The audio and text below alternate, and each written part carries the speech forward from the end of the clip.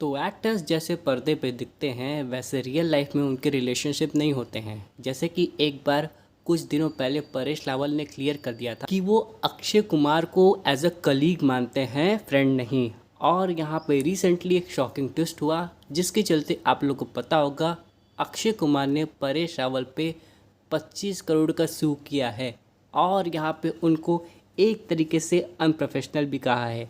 अब आप लोग तो जानते हैं कि हेरा फेरी 3 का काफ़ी समय से इंतज़ार हो रहा है। मुझे तो लगता है कि ऑलमोस्ट एक डिकेड बीत गया होगा, लेकिन ये जो मूवी है ये तो आने का नाम ही नहीं ले रही थी। अब जब इतने सालों बाद ये मौका मिला है तब अचानक हम लोग को ये पता चलता है कि परेश रावल इस मूवी से एग्जिट कर रहे हैं और उनका एक सिंपल सीधा कारण है क्रिएटिव डिफरेंस का। अब इसका सीधा मतलब ये है कि जब यहाँ पे कोई एक्टर अपने टाइप की एक स्क्रीन परफॉर्म करना चाहता है और डायरेक्टर या प्रोड्यूसर से डिनाई करके बोलते हैं नहीं तुम ऐसे नहीं वैसे करोगे, तब यहाँ पे क्रिएटिव डिफरेंस का क्वेश्चन आता है। जिसकी वजह से बहुत बार ऐसा होता है कि एक्टर उस मूवी को या फिर उस साइन प्रोजेक्ट को भी लेफ्ट कर देते हैं। अब यहाँ पे इन सब के बीच में ऑलरेडी कॉन्ट्रैक्ट हो गया है, सब कुछ सही चल रहा था, लेकिन जो डिफरेंसेस आया है उसकी वजह से इन दोनों के बीच में क्या गर्माहट हुई है जिसकी वजह से इतना बड़ा कदम उठाना पड़ा अक्षय कुमार को। आज हम लोग इसे थोड़ा और डिटेल में समझने की कोशिश करेंगे। अब आप लोगों को तो पता होगा कि सन 2000 में हेरा फेरी आई थी, फिर 2006 में इसकी पार्ट 2 और फाइनली अब जाके इसकी पार्ट 3 बनने की तैयारी हो रही है। यहाँ पे ये मूवी बीच में रुकी क्यों थी? क्योंकि जो एरोस इंटरनेशनल था उन्होंने यहाँ पे ये कहा था कि फिरोज़ जो कि प्रोड्यूसर हैं उनको अभी 60 करोड़ का डेब्ट देना है, जिसकी वजह से उनके जो इंटेलेक्चुअल प्रॉपर्टी राइट्स हैं जैसे कि हेरा फेरी 3 के, वेलकम बैक के, वो अभी उस पर फॉरवर्ड काम नहीं कर सकते।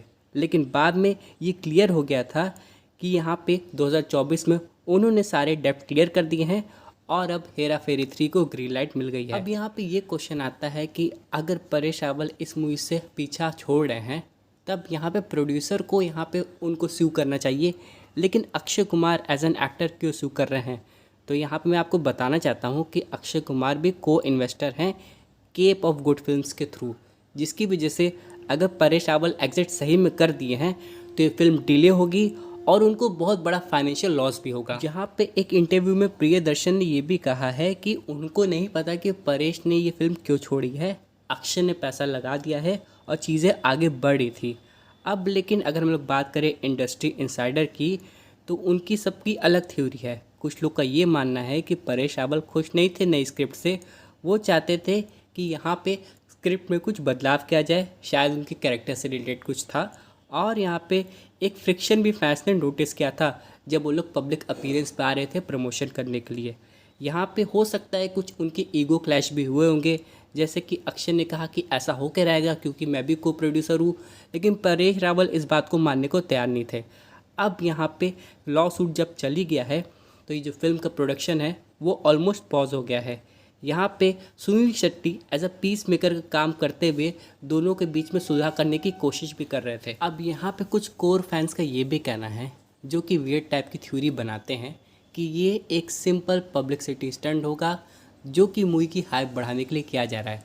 आफ्टर ऑल ये मूवी इतने सालों बाद आ रही है तो इनकी हाइप काफ़ी ठंडी पड़ गई है, तो जब तक कोई लीगल ड्रामा ऑडियंस को ना प्रेजेंट किया जाए इस मूवी में मज़ा नहीं आएगा।